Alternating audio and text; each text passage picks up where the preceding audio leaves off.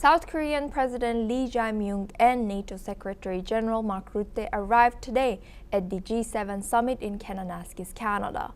Leaders from the Group of Seven, along with European Union representatives, concluded their first day of high-level meetings on June 16. Focusing on key global issues, Indian Prime Minister Narendra Modi has arrived to attend the summit as the guest at the invitation of Canadian Prime Minister Mark Carney. Though India is not a G7 member, Modi's visit marks his first trip to Canada in 10 years and reflects growing engagement between the two countries.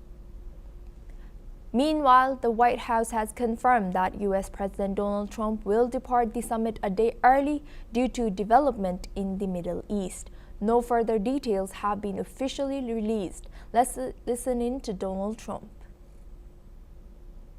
To be back, very important. I want to just thank our great host. Fantastic job. Thank you in Canada. But you probably see what I see, and I have to be back as soon as I can. We're going to have dinner with these wonderful leaders, and then I get on the plane. I have to be back early. Now we have the guest Scott Faulkner joining us for this discussion. He's head of Eagle Enterprises, a security firm based in Washington, U.S. Thank you, Scott, for joining us today. Welcome to NewsX World. What do you make of the latest news about President Donald Trump's early departure from the G7 summit, and what message does this send to global allies and adversaries? Could Trump's sudden departure undermine confidence in U.S. leadership as global forums like the G7? Well, he also left, when he was president the first go around, left the summit early. I think Trump in general doesn't have much patience for these kinds of conferences. I think he rather does do one-on-ones, which of course he did do some sidebars. Looks like he was able to finalize some more details with the British regarding trade. But overall, he sort of, again, Trump is Trump. He just doesn't really want to spend time at these things. On the other hand, I do think some major things are going to be happening in the Iranian situation over the next 48 hours, and he wants to get back to convene his National Security Council as soon as possible, which will probably be first thing tomorrow morning, which will be our Tuesday morning. Do you recall why did Trump leave the G7 summit earlier in his first presidency?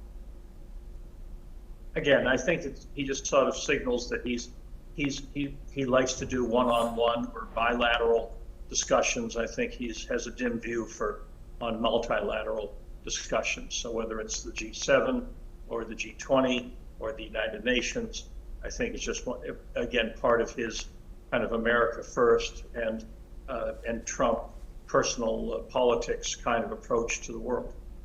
I see. And how serious must the developments in the Middle East be for the president to cut short a major multilateral summit like this? I think a lot of things are in motion at the moment. Of course, he said for people to leave Tehran, and if some of the videos coming out of Tehran shows huge traffic jams as people are trying to get out of the city going north. But I think the key is that you have a whole squadron or more of in-flight tankers that would refuel major planes like B-52s and B-2 bombers in the air. And now, given your background in security, what kind of escalation between Israel and Iran would necessitate a leader-level response from Washington? Again, I think at this point, the initiative is really with Israel, that except for a few people who still say that we should have something negotiated with Iran, I don't think anybody who really knows Iran and knows the region and certainly knows Iran's track record going back to their 1979 revolution, believe that any hunk of paper will stop them from having a nuclear bomb. So the only way to stop them getting a nuclear bomb is actually two ways. One is to destroy everything relating to nuclear programs in Iran. The other is to do regime change. Ideally, regime change is where we need to be because Iran will always be a threat, even if it's a non-nuclear threat, until the current regime is changed. Now shifting focus a little bit, Scott, I would like to ask what kind of behind-the-scenes coordination likely happens between the White House and security firms or private contractors during these crises like this?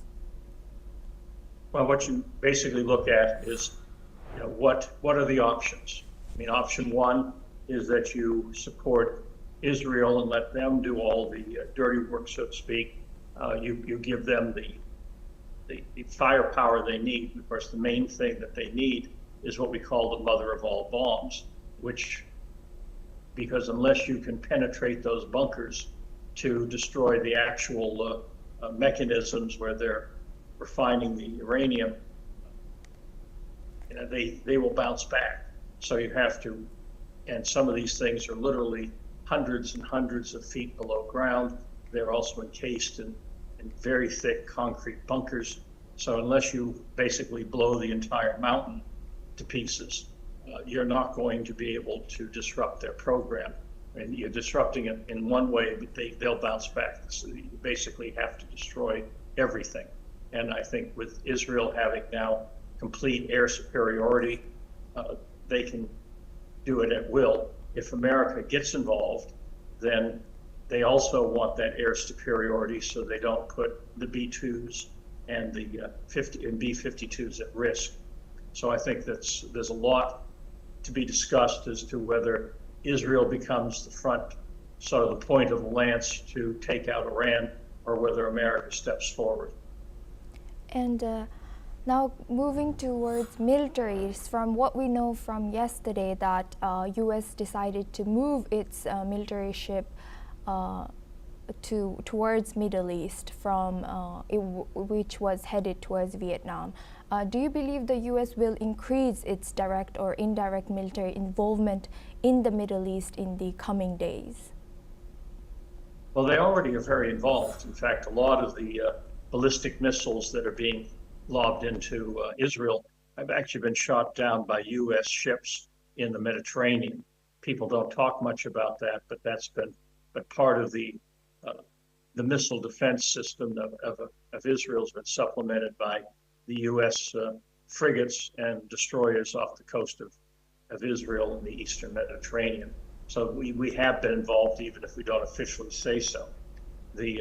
Again, the key is that we're not looking at a war where you're dealing with ground troops or anything like that. We're basically saying that either you do enough damage to take out Iran's complete nuclear capabilities so that they will never, ever again be able to even, refine one ounce of uranium, or you do something that basically disrupts the regime enough so that the people of Iran who have been oppressed for so many years, and many of the people in Iran really do not support the government, might rise up and finally create regime change. So I think all these things are being assessed.